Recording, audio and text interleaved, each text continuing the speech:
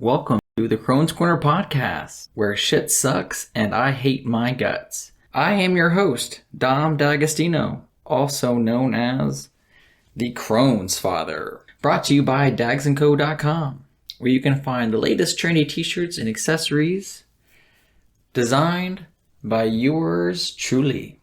This is episode 1. Thank you for joining me. It really means a lot that all 5 of you are anticipating this episode and my journey. It means a little sliver of you is invested in me, and I think that's really cool. Full disclaimer here, I am not an expert on Crohn's disease, but I am an expert with Crohn's disease. So while I will use facts and sources, most of these discussions, opinions, and thoughts are just based off of my own personal experiences. So what is Crohn's disease, and how do you get it? My definition is you have a shitty immune system that sometimes can affect your entire body in more ways than one.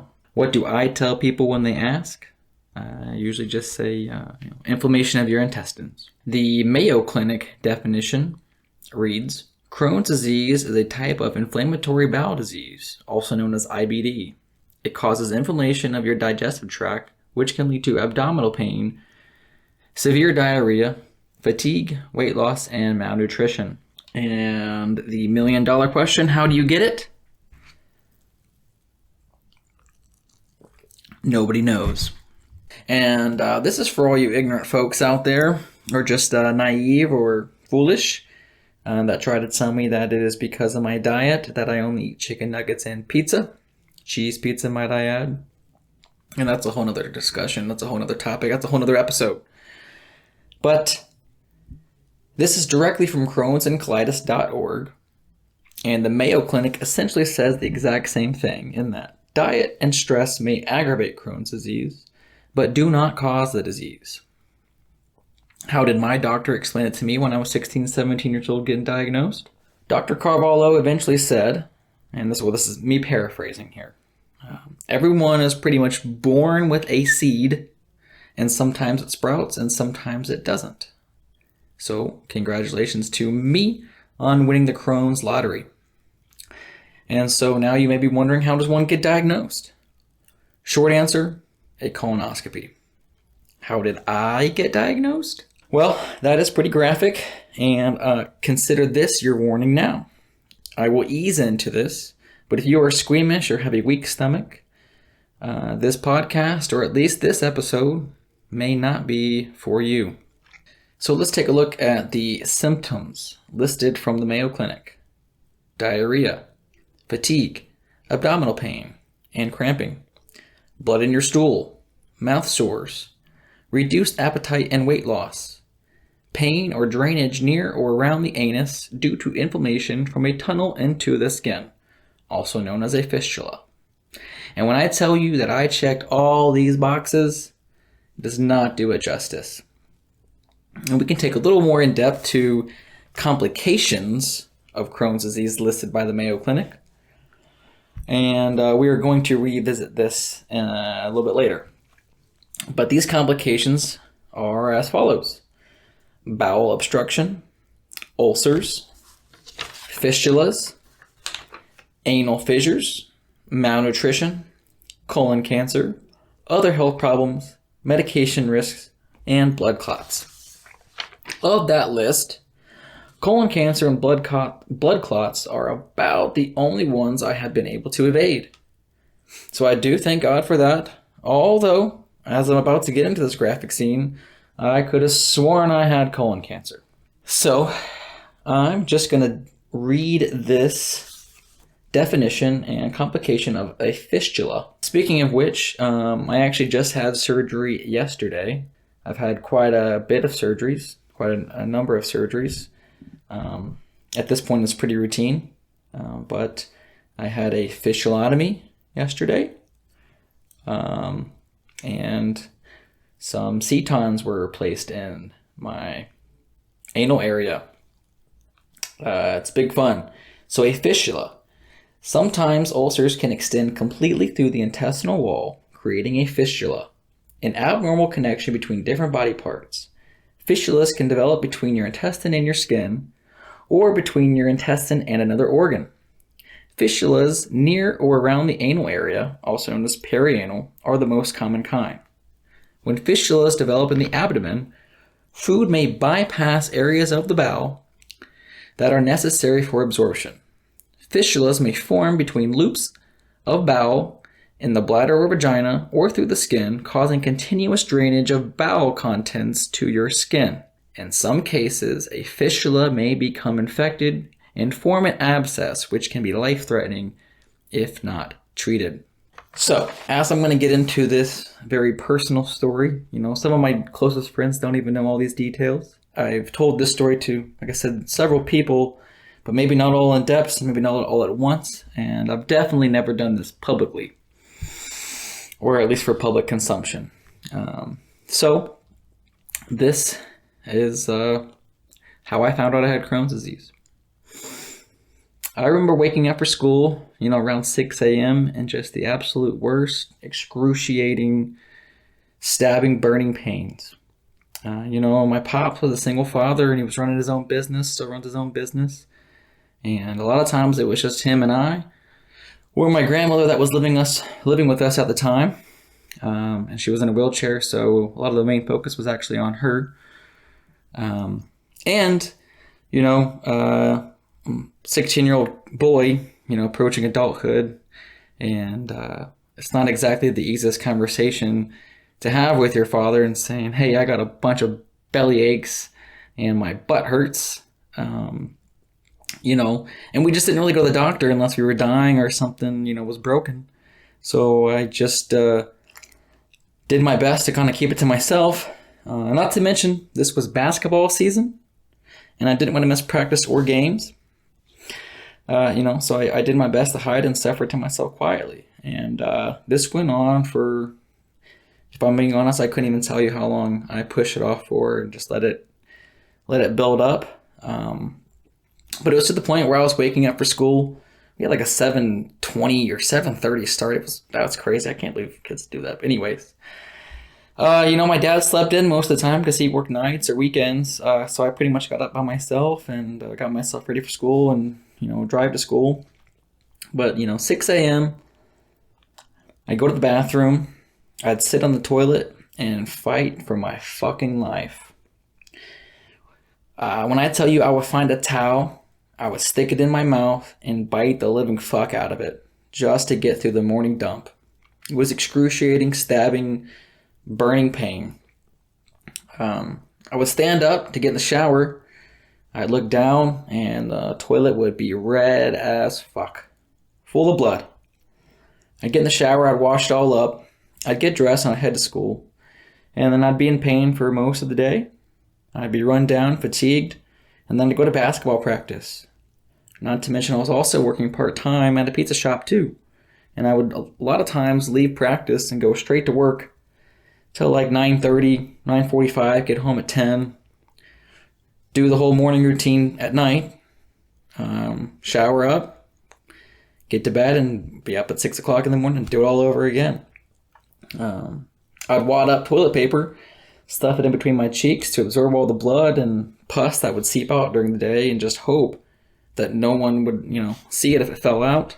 And this would go on for weeks until one weekend we had a Friday night game and coach was not happy with our performance. So he called us Saturday morning practice. About midway through the stretches, we were doing soldier kicks. I remember struggling so badly to get my right leg up. It was just too painful. I was afraid to tell the coaches in fear of losing playing time. I finally couldn't take it anymore. I told coach. He sent me home when I got downstairs to my room, and my dad was doing laundry in just the next room over and was surprised to see me home early. And that's when I instantly just broke down. I started bawling my eyes out, and I collapsed onto my bed. And I said, Dad, I think I'm dying. I think I have colon cancer. I can't take it anymore. I got to go to the doctor. And, of course, he was blindsided by this because this is the first I had mentioned it. And I could tell he felt bad because, I couldn't come to him sooner about it. But that's just me being stubborn and whatnot. But he said, okay, let's go to the doctor first thing Monday morning. Probably should have went to the hospital, but that's neither here nor there. So I suffered all day and Sunday in bed too. And I get to the doctor, and this could be a whole nother thing. But the irony of the situation is that this was the doctor that my mom went to, who would not long after this be no longer practicing due to writing phony scripts. Take with that with what you will. This motherfucker lays me down on my belly, spreads my ass cheeks, and sees this abscess that formed from the complications of the fistula that I talked about earlier. The way it was later explained to me was food particles or food was basically not going through my intestines where they're supposed to and formed its own path, basically created an abscess in a hole near my butthole. This dude takes a knife, he doesn't numb me up, no pain meds, and just lances it on the spot. Blood pours out and stuffs what is now a crater near my asshole with gauze. He sends me home with some Vicodin and says that should do the trick. I go home, I call out of work, I take the pain meds and thought to myself, this ain't right. This ain't gonna get better. Next day, there's no improvement. If anything, it was worse. I couldn't sleep. I couldn't lay on anything but my belly. I call the doctor the next day, and he's appalled that I'm still in pain. Says it should have drained, and that should be it. And I adamantly said, no, man, this has not been any improvement. So he again lays me down, spreads my cheeks, and repacks the crater with gauze. Sends me home and says, okay, that should be better. It should be better tomorrow. If not, wait a day, and on Thursday, if you're still in pain, we'll send you to a specialist. Thursday came, no improvement, I go to the specialist. I get there, and this dude was expecting me. He had my chart laying out, and he had info laying out, and he was pretty chipper and had an enthusiastic personality. I felt pretty comfortable, but I had no idea what I was getting into. Dude straight up just like, yeah, I think you got Crohn's disease. My dad and I look at each other, confused, and we ask him, what's Crohn's disease? Never heard of it. It goes on to tell us stuff that just over our heads, but I do remember him being a little let down because he knew he couldn't treat me. So what he did do, though, was he called Children's Hospital in Dayton, told them I was coming in to make sure they see me right away. And that's where I met Dr. Carvalho. I had my first colonoscopy, several other tests and procedures, MRIs, CAT scans. I've had more CAT scans than Garfield working at Kinko's. You'll laugh later. The pictures, man. The pictures from the colonoscopy. Your intestines are supposed to be pink. Mine were yellow. I spent a week or so in the hospital hooked up to all these machines, including a pain medicine drip button that I could press every 15 minutes. Truth be told, I enjoyed the loopiness for the time being, but all I did was mask the agony. I ended up leaving the hospital on crutches and stitches and into the world of the unknown. I had no idea what the next 10 years were going to be like and what to expect. There is no cure. All you can do is manage your symptoms and hope.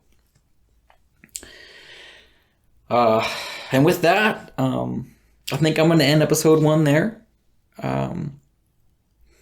Thank you so much. You've made it to the end. Thank you so much for taking the time out of your busy lives to listen to this.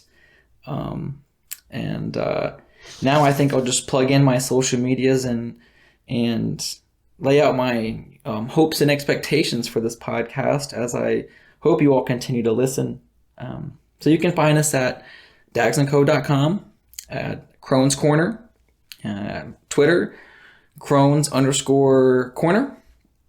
Also, Crohn's Corner Podcast at gmail.com.